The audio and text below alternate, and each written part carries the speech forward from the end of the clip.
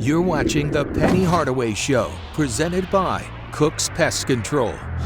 For the first time this year, the Tigers stumble in conference play. We'll recap games against Temple and Charlotte, preview the story of PJ Carter and its home sweet home for games against Wichita State and UAB. We'll preview those as well. It's The Penny Hardaway Show. Let's go.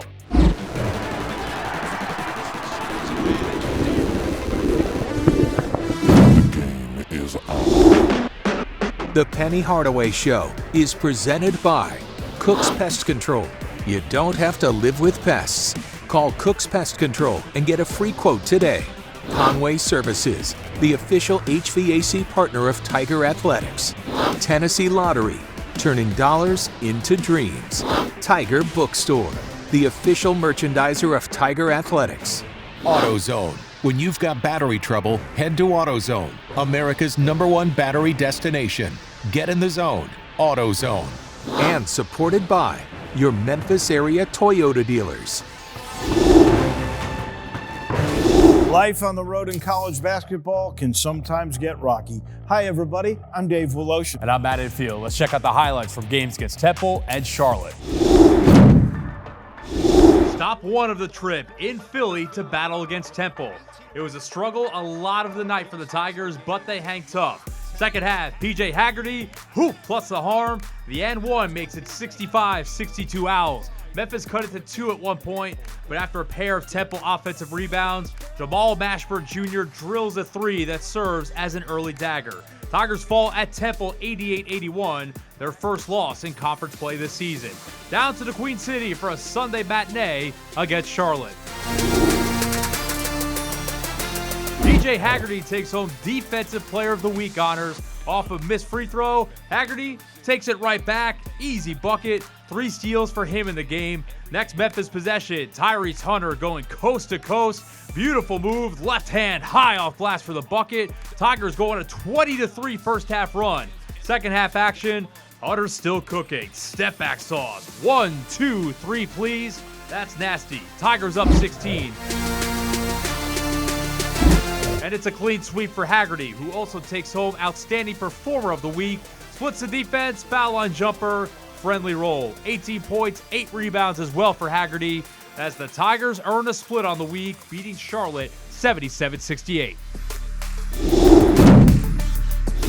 Coach, let's talk today about practice. Practice? Yeah. Come on, man. We're talking about practice. Just like AI. Like AI. Yeah, exactly. How do you plan it? What's a day in the life like when you are getting ready for it? Yeah, it basically boils down to, our strengths and weaknesses. What do we want to touch on first? And mainly 90% of the time, it's going to be the weaknesses first and build up to the strengths because it's the most needed, whether it's turnovers, whether it's box outs, whether it's transition defense, whatever it is, zone offense, whatever it is, that's what we're going to start with first. I think you're referring to in-season practices. I want to take it all the way back. When you get these guys in June, August, whenever, how much different do those practices look compared to the in-season ones? Yeah, the off-season practices, for me, different from any other coach, it starts with defense. Trying to create that foundation that we need of understanding who we are, a disruptive defensive team. So we get 1 hour 4 times per week, and all of that is pretty much defense, barely a little offense. So when you are planning all of that, you get the coaches together, you discuss where you want to do this and then draw it out? How does that whole process Yeah, we call go? all the coaches, conference call, and everybody kind of just puts their input in on what they think. And I handle a majority of it, but if someone has a suggestion, we'll listen to it, and obviously we'll put it in and try to get the guys better. What have you found over your time as a coach in terms of trying to make practices not monotonous and repetitive, where it's easy to maybe tune things out and not pay attention to the details? Yeah, that's very dangerous to make it not repetitive and monotonous and all of the bad words of them getting bored with being out there and what you do. But you hang your hat on something. What's our identity? Defense. So we're going to be energetic with defense every single day. Are there specific things that you think about, like for defense? Are there drills that you will hammer into their heads? Yeah, we definitely do drills, one-on-one drills, so that guys can get used to playing full court defense. Half court defense where we shrink the court, where we're really trying to not give up any paint touches. Closeouts where we're playing a good 3-point shooting team. We don't want them to get good looks, run them off the line. And obviously box outs and everything else is in there, but you definitely want to, work on those areas. You guys are not exclusively a morning practice team, but for the most part, right? Is that something that you found works better than maybe afternoons or nights? Is there any rhyme or reason to that? Well, I've gotten nicer because I am a morning coach. It used to be 7 a.m. practices. Oof. When Coach Brown was here and he hated it, right? But I thought he would love it, but he was like, nah, I don't want to be in there. Well, we're going to be in there that early, sir. But no, the morning practices to me, you get in, you have the entire day to do your study hall, to finish the rest of the day, and then be back ready for the morning practice again. The games are usually at night. I remember we played that one early game, and you go, "We're built for that." Yep. But why is it? Yeah, to me, it's just to go ahead and get up and not waste the day. I mean, obviously, when we used to have to attend school back when I was in school, and before the COVID hit and all of that, we'd had afternoon practices when I first got here, like 3:30, 4. I didn't like getting out at night, and I wanted to get out earlier. So to get it over with that morning, get the practices done, and then you have the rest of the day to do whatever you want to do. How do you adjust for 2-game weeks versus 1-game weeks in terms of the practice schedule? Yeah, I try to be smart about it. Again, hit the things that we know were like turnovers, box outs. If it was free throws, work on free throws. Whatever it was that hampered us in the game before, on a short week, we're going to hit those things going into the next game because teams are going to watch film, try to take advantage of that. So you try to cure those L's in those couple days. But if it's one game, you're going to do a lot more physicality things, getting up and down and scrimmaging. As a coach, for planning or for even the rhythm of a team, do you prefer like knowing it's going to be Thursday and Sunday for 3 weeks in a row to, let's just say, like a couple of weeks ago, you only had the one game when you played East Carolina? Yeah, for me, I take it as they come. And I appreciate any time we have for practice. So if it's Thursday, Sunday, that's fine. If it's Wednesday, Saturday, that's fine. So for me, I'm just excited to have 2 games in a week instead of 1. And just excited for all of that because I love practice to get prepared for the games. If you will, give us a quick mock conversation. Let's say after the East Carolina game, you get on the call with the coaches. What are you guys discussing in terms of how you're going to lay out practice following that game? Yeah, obviously I talk about we didn't finish well, that we'll have to add 4-minute scrimmages at the end of, because the game comes down to 4 minutes. It's like 20-minute halves. So we divide all those up or separate them in 4-minute periods. So we'll do that and we'll look for what we call non-negotiables. Stick hand. If we're playing a driving team, then we're going to pack the paint and really just try to make sure nobody can get in there. We talk about that. We talk about rebounding all the time.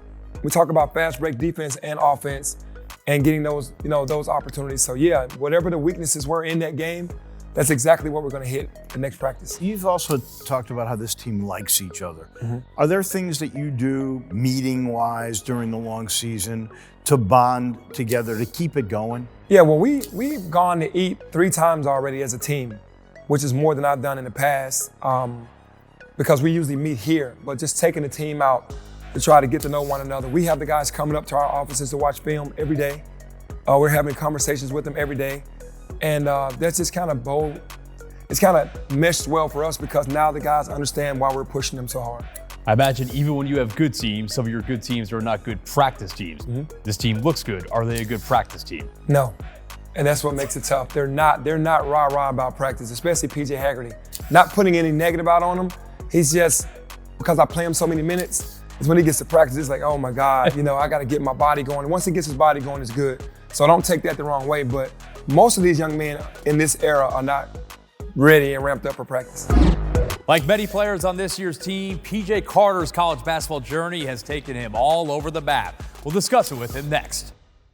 You're watching The Penny Hardaway Show, presented by Cook's Pest Control. Welcome back to The Penny Hardaway Show. A couple of years ago, PJ Carter almost gave up on basketball. Now, he's with a program he could have never dreamed of.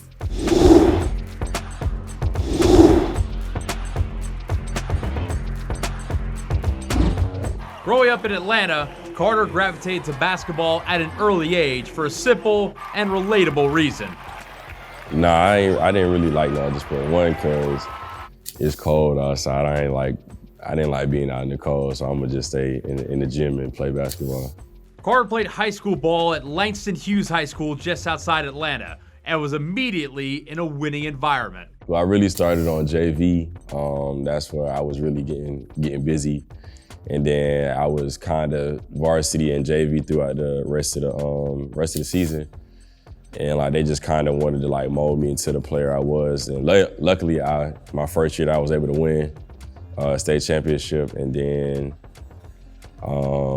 my second year we won it again, back to back. I had a bigger role. I was starting PG. I mean, that's a great feeling. I mean, because not too many people can say that they won 2 state championships and let alone back to back. So it was cool. Despite the success, Carter didn't have a ton of options to play at the next level. I had 3 offers at the time when I had committed. I had Campbell University, Morehead State, Western Michigan. And I mean, I had just like local schools recruiting me, just other schools like, Georgia Southern, like little mid-majors. Carter landed at Campbell and spent 2 seasons with the Fighting Camels, but it didn't go to plan. He averaged just over 4 minutes per game in just 16 games total. PJ Carter, my goodness. How challenging was that experience, thinking you're going to a Division I program and you're going to contribute, and then it just doesn't materialize? Yeah, I mean, it was extremely challenging, just like the day-by-day battles, going to practice, going to games, and like you just knowing that, it's in the back of your head, it's not really gonna work out. So really just staying like mentally strong. I really had to lean on my parents. They kept me going. I prayed a lot. And I just understood that, this isn't the end for me. And I knew that I could contribute at the Division I level. Did you ever think about giving it up? Oh, yes. I'm gonna be honest, like it was probably like, it was my sophomore year. And I was just like, it was tough. Like, I mean, I had been 2 years, I hadn't really seen the court much. And I was like, I don't really think, I thought it was the end.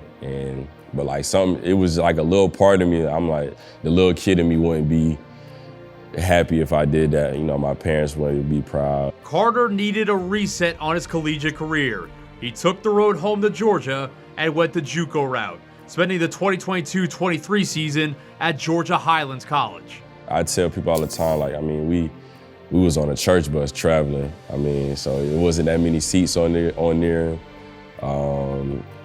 If you played one that you got to drive back, no matter how far this other school was. It was definitely a humbling experience, but I feel like it builds character for sure. It makes you appreciate the small things. It may have been humbling, but it's also where Carter says he fell in love with the game again. They let me play, and I knew what I was capable of, and I just asked them, like, just let me play basketball, and I knew everything would work itself out from there. So just the opportunity to play, and like I felt that joy again that I felt in high school, middle school, and as a kid growing up. After a good year at the JUCO level, Carter was being recruited by some mid-major schools. He thought he had his next home lined up before a last-minute audible. I had just honestly committed to North Carolina Central, and like UTSA, they came, I think it was like a dead period or something like that. And I'm like, man, I don't really know, cause I'm like, it's late. I'm like, I'm already committed. So I'm like, I'll take the visit. It don't hurt to take the visit. And then I took the visit and I committed on the visit. I surprised myself because I didn't know that was gonna happen, but I did it. Carter played in 31 games for the Roadrunners and had a really strong finish to the season, averaging nearly 15 points per game over UTSA's last 9 contests. The biggest difference in the player you were last year at UTSA compared to the player you were the 2 years at Campbell, was it simply opportunity or was it growth internally as well? Both, honestly. My first 3 years of college, like I feel like I was more mature. I thought differently. I just approached everything different as well. And like I said earlier, I was just grateful to be there. Grateful to be back at a Division I program, and just grateful for the opportunity to contribute. And like I said, I knew I could always contribute at a Division I level. So I was extremely happy last year just because I'm like, I knew I could do this. After the season, Carter jumped in the portal, and you may get a sense of deja vu with how he landed at Memphis. Memphis kind of came into the picture, honestly, late.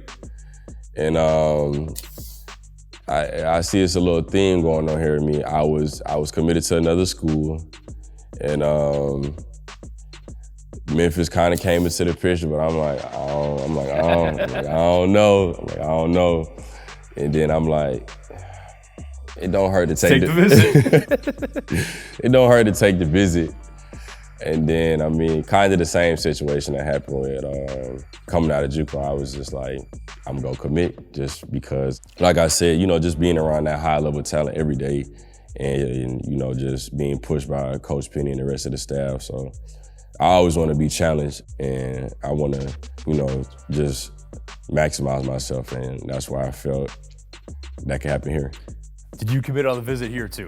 Yes, I did. After a wild, sometimes bumpy ride of a collegiate career, Carter is full of gratitude for where he's landed now. It's been a crazy journey, just not imagining that that's how things were going to go coming out of high school. And if you would have told me I would have got back to the Division I level, or yet alone playing at, University of Memphis for Coach Penny, man, I would have told you, go ahead, because it's just nothing that I had imagined a few years ago. And that's just, I really just thank God and my family, because they kept me mentally strong, and that stuff I went through, I feel like it has prepared me for life beyond basketball. And I feel like my story is something that could help other athletes who kind of is going through the same thing or will go through the same thing. So I'm just grateful to be here. Back to the friendly confines of FedEx Forum for a pair of games this week. We'll preview Wichita State and UAB next. You're watching The Penny Hardaway Show, presented by Cook's Pest Control. Let's take a look at the AutoZone road ahead. After a long road trip, always nice to come back home, and you got 2 in a row. Yeah, Wichita State first. Obviously, bitter taste in my mouth. Shake their hand. They did a great job in the conference tournament in that first round and knocked us out. We had a lot of success against them previously. We beat them 2 times in the regular season last year, and they beat us when it counted. So always looking forward to that game. And then UAB, to projected #1 team in our conference. How can you not be ready to play that game? All right, let's keep it real. Between the revenge factor against Wichita, UAB preseason pick to win the conference, are these 2 that have been circled on the Penny calendar all year? Obviously, yes, because I'm a competitor, and I'm sure they circled the games with us as well, but definitely circled. Well, you did kind of get even with Wichita already. You took their best player, for goodness sake. Well, I mean, he wanted to come here, and we're blessed to have him, and it's going to be interesting to see how he plays against them. Do you think Colby will be motivated to, maybe a little extra motivated to put on a good show against them? For sure, because his teammates are going to be upset. They're going to go after him, so he'll be ready. That was tonight's AutoZone Road Ahead. AutoZone, America's #1 battery destination and official sponsor of Tiger Athletics. Get in the zone, AutoZone. I remember Andy Kennedy's UAB team was picked ahead of the Tigers.